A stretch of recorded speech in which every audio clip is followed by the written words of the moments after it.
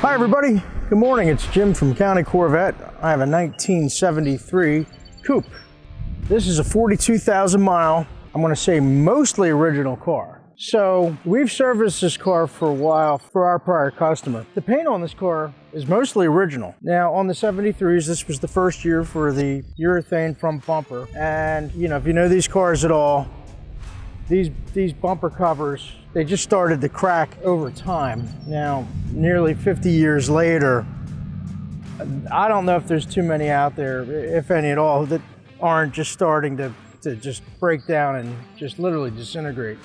So with that said, we put a very high quality reproduction on here and panel painted it. So what that means is we matched the color and did not blend, you know, and that's really what you need to do with metallics. But we got it really, really nice. And client was real happy with it. And we didn't alter the original paint on the car. So with that said, this is lacquer on these cars back in the day.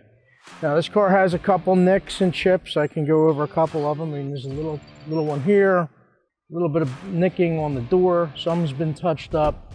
There's a stress crack here, perfectly normal. And you know, generally speaking, it's in remarkable shape. You can see the bonding strip in the paint here and on the front, obviously on the other side. And yeah, it's cool to see. So, you know, with 42,000 miles on the car, it still just shows remarkably well. And yeah, it's unusual to find them in that type of condition. Now, this is code 422 paint, which is medium blue metallic, and code 413, which is the dark blue interior. Vinyl. They didn't have leather offered with that color, but we actually put leather seat covers on this car a while back. Now I don't know if we kept the if the customer kept the original seat covers. I'd have to look into that. But if he did, that would go along with the car. But they're nice and perfectly done. They are the correct appearance for this year, correct color, the correct you know, upholstery pattern, which was specific to this year. So it's you know, it's a nice nice setup overall. Original door panels, a little bit of cracking in the corner there, which is normal. A little bit up top here, but they are in nice shape overall. The VIN stickers, which is important on these cars, they went to the sticker on the door sill. That was, I believe, 70, 71. They started doing that. Of course, the riveted VIN is here, and the trim tag obviously is here. But really a lot of original integrity. It's a tilt telly column in the car, which is nice. It's an automatic, and the car has factory air conditioning. It's also factory power steering, power brake car.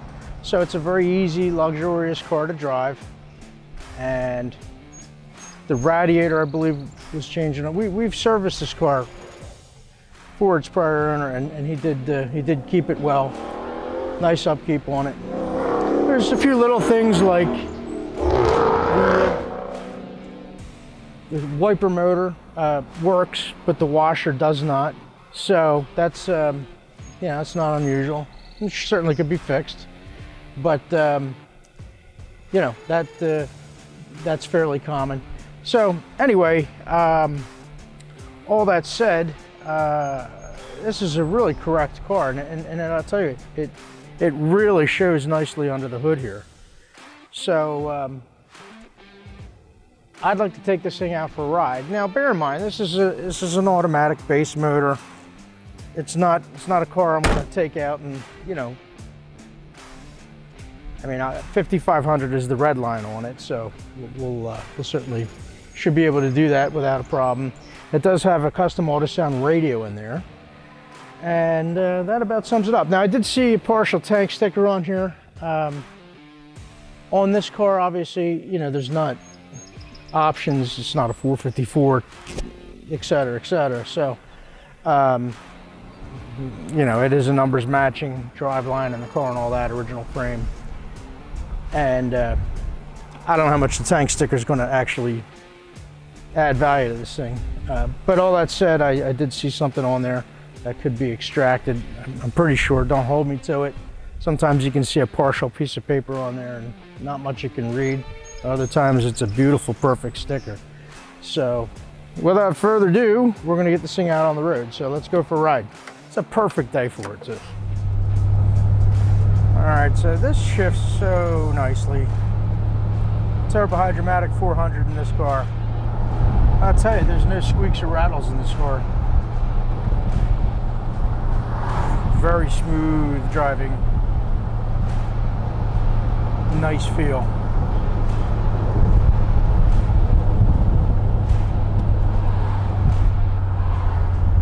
The brakes and steering feel really good in it.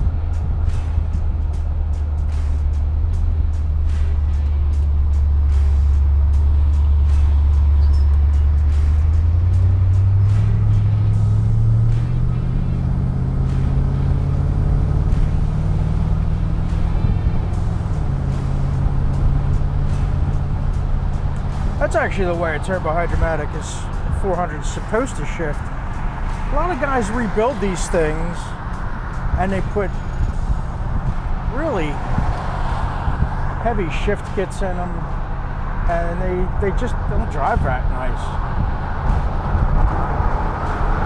The way it's supposed to work is when you're driving smoothly, it's supposed to shift smoothly without no banging and heavy, you know, aggressive shift. When you give it a little bit more throttle, it's going to give you a little bit more firmness. And that's done with an accumulator inside that transmission. But as I said, most train shops end up overbuilding them a little bit. You know, just gently meander into second gear when you're cruising along. All right, it should also kick down now. Here we go.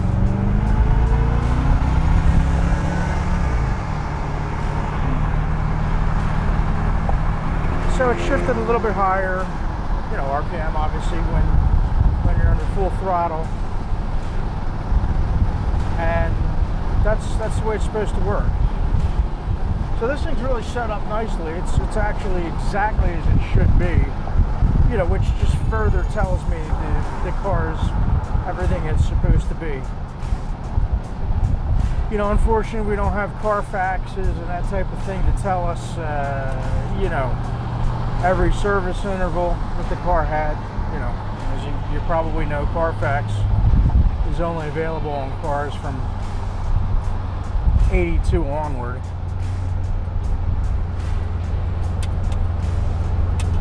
But yeah, all the gauges, I can tell you this gauge cluster's never been apart either. So that's pretty cool. But the interior in this thing is really nice. Everything in here is original too. This fits all in here so beautifully. They're original pieces. I haven't seen an aftermarket product yet, a center console, that is really even worth owning. And believe me, we do a lot of them, and they take a lot of work to make them fit nice. And it's a hassle.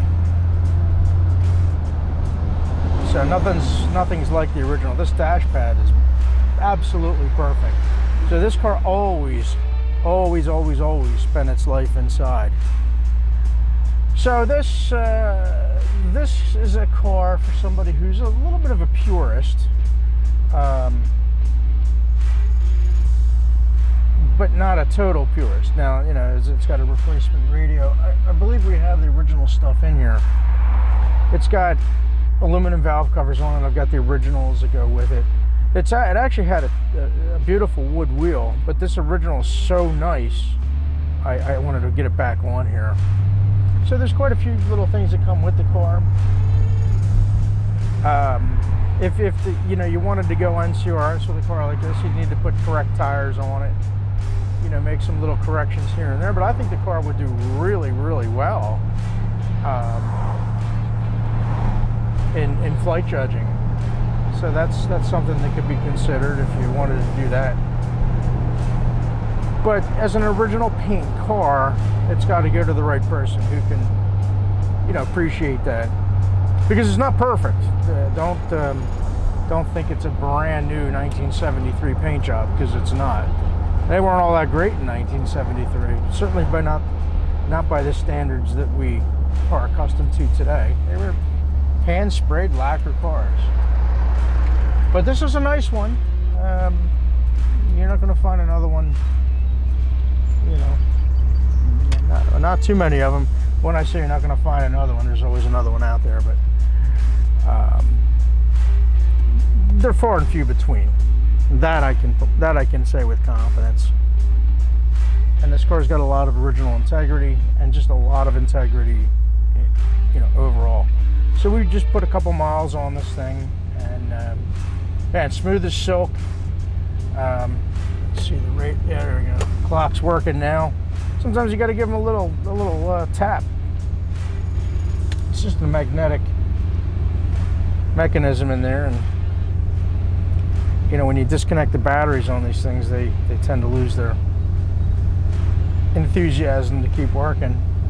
Actually, they generally stop working over time, but they can be remagnetized and all that, but that is an original movement in there.